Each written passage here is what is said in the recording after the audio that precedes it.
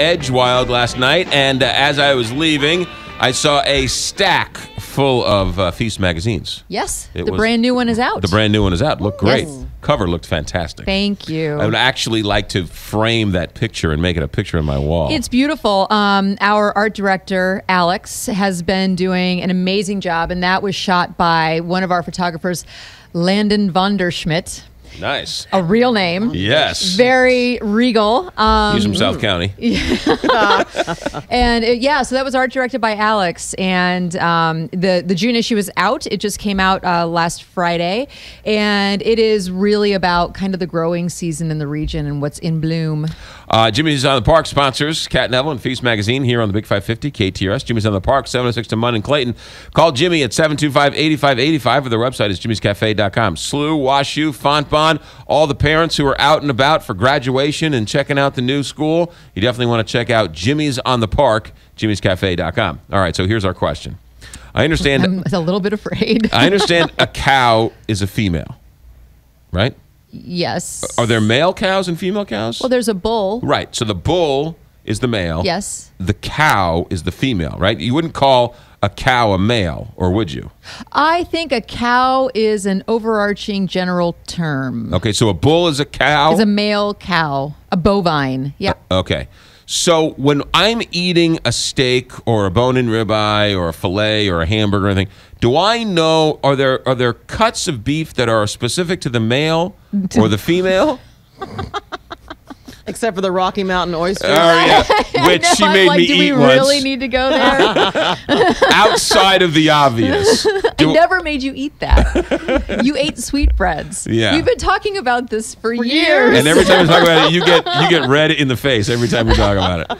Outside of the obvious, is there a bone-in ribeye? No, because I mean, our body structures in animals, like people, is pretty much the same. I mean, whether you're male, your bone structure might be slightly different, right? Like smaller, but the way that your body is, and your musculature is put together, it's typically species by species. Okay. So, all right. But I think we should have a biology teacher call in. Anyone who's on summer vacation. Right. It'd be kind of a good, right? Because a bull, what kind of meat, do you get different type of meat from a bull than from a cow?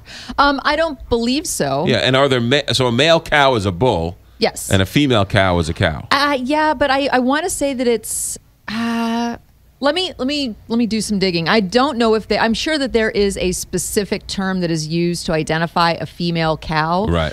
Kind of like there is for a deer or something. Yeah, exactly. Mm-hmm. But a cow is a cow, whether it's a male or a female. Gotcha. But a bull is definitely male. Yes. Okay. All right. It's just a legitimate question. Like bull-headed. Like an idiot. All right, let's get to a couple restaurants. Okay, so St. Louis has gotten some national level media love over the past couple of weeks, and my two picks are related to that. Mm-hmm. First one, we mentioned the June issue of Feast Magazine.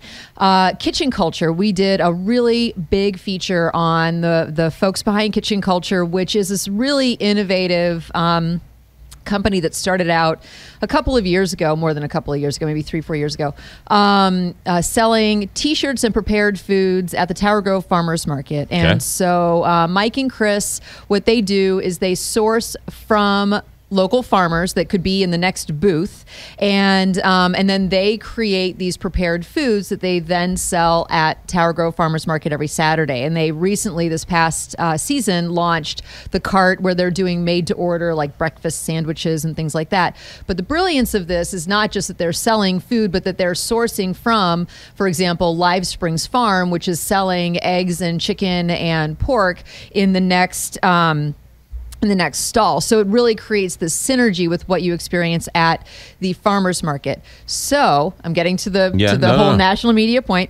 And so what they are also doing is every Thursday they do essentially a pop-up lunch at Sump Coffee, which we've discussed on Jefferson. And so People Magazine just named Sump one of the 24 top coffee destinations that you should have on your radar in the U.S. Wow. Really? Really? Exactly. And so tomorrow, there is one of these kitchen culture pop-ups at Sump for lunch, and every year Scott Carey, who is the owner and the genius behind Sump, he brings in a special coffee from Yemen.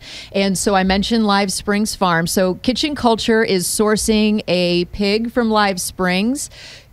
Scott Carey is bringing in this really special Yemeni coffee. They're going to rub the pig with the coffee, do this Cuban-style pork roast, and they're going to be serving that with coffee glazed black beans. That's not easy to say.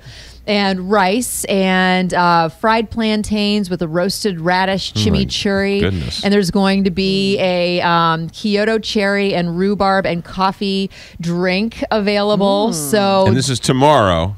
Tomorrow at Sump, and For lunch or all day? For lunch. Yep. And so the so Kitchen Culture is doing just really innovative, exciting things with local food. Right. They're always pushing outside of the boundaries. So again, we have this great feature on them. But then congratulations to Sump for being named one of these top 24 coffee shops to watch. Out of a zillion coffee shops out there. I mean, That's think about really it. It's impressive. a huge honor, and Scott deserves it. I mean, he is so fanatical, for lack of a better term, about the quality and the way that he presents his coffee. He really wants people to understand what coffee is and what it can be. And It's an art form. completely. Yeah, and when you first told us about Sump, I'm Yeah. not a big coffee guy, but I went down there Yeah. and checked it out. And you leave there, you're like, now that guy really is into coffee. Yes. You know? He's really into coffee. I mean, this guy is, you look at him and you're like, wow, you know everything there is to know about coffee. Exactly. And not that I'm a huge coffee guy, but it was just interesting to see someone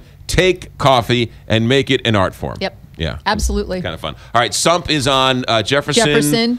Just south of downtown, kind Yes, of? exactly. South of Cherokee. South of Cherokee. On Jefferson. And remember, I mentioned Lucky Buddha. It's like across the street from Lucky Right. Buddha. SUMP, Sump. Yes. Yeah. All right. What's number 2? Number 2, Esquire has named St. Louis the best bar city of the year. It is their bar city of the year. Well, we've had a lot to drink about those last 6 months or so. I mean, St. Louis, obviously has for a long time been known for obviously beer and things like that, but the cocktail culture has exploded. And Esquire naming us, Bar City of the Year is pretty huge. David Wondrich is the columnist who writes this. For 10 years, they've been doing this list, this kind of pronouncement. And I guess he was in town with Doug Frost, who is a Kansas City-based master level sommelier. He's amazing and a great guy. So they explored St. Louis, and they mentioned a number. If you want a link, go to feastmagazine.com. We did a really great piece on it if you want a link to the story. So they mentioned a lot of great spots in St. Louis, including the Harlem Tap Room in the Ville neighborhood, Planter's House, Dubliner, Schlafly, Urban Chestnut, Dressel's, Sanctuaria. But they also talked about the Royale. And so that gave me a chance. Royale. I do too. It gave me a chance to go back to the Royale. And I love Steve Smith. I've known him for like 15 years. And I remember when the Royale launched about 10 years ago. And he was, if not the first, one of the first people focusing on fresh juices in their cocktails in the city, and it's really great. He has a deep love of St. Louis and St. Louis politics, and the 1950s. Or the 1960s. Mid-centuries, Right. yep, and boxing. Right. And in the Royale, it's truly a neighborhood pub. The character of the bar really reflects St. Louis. So all of the cocktails are named after different wards in the city. So like his Negroni is for the 10th ward. The Gimlet is for the 2nd ward. The Bevo Old Fashioned is the 14th ward. So all of this stuff, he really ties everything in. And the cocktails really are amazing. I mean, very carefully made. In the food, the fish tacos, shout out for the fish tacos. I love them. He has records spinning every night. He has this great back backyard Yes, where he does. everybody can kind of sit, and it feels like a St. Louis backyard. It's fenced in, but it's for the bar. And I just want to give a shout out in particular, 10th anniversary for the Royale, and they were among the bars mentioned by Esquire. Kings Highway and Right by Home Depot. Kings Highway and Arsenal right there. Mhm. Yeah. Yep, and Arsenal. And their Art Deco bar. Yeah. It's just really, you walk in there, they did a nice job. It's great. And, like I said, Steve Smith, he loves St. Louis, and it is very apparent in the way that he has put together He also everything at the Royale. can rock a vest and a lid like no one's business. Absolutely. Yeah, that guy knows how to dress. Yes, he does. Yes, he does. He's got All some right. style. Feast Magazine out on newsstands everywhere, but don't worry about it. If you subscribe, it gets sent straight to your home. That's right. Yeah. Absolutely. And then Feast TV, what are we doing with there?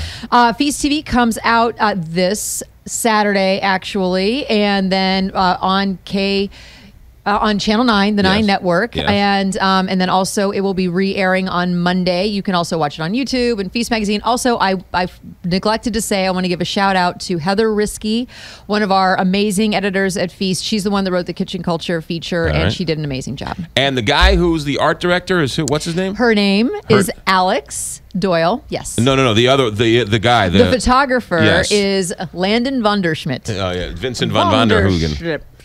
Schmidt. Yes. Sounds like Mr. Harwood from Seinfeld. Feastmagazine.com. Kat, have a good week. Thank you. All right, 8:47 here, Big 550.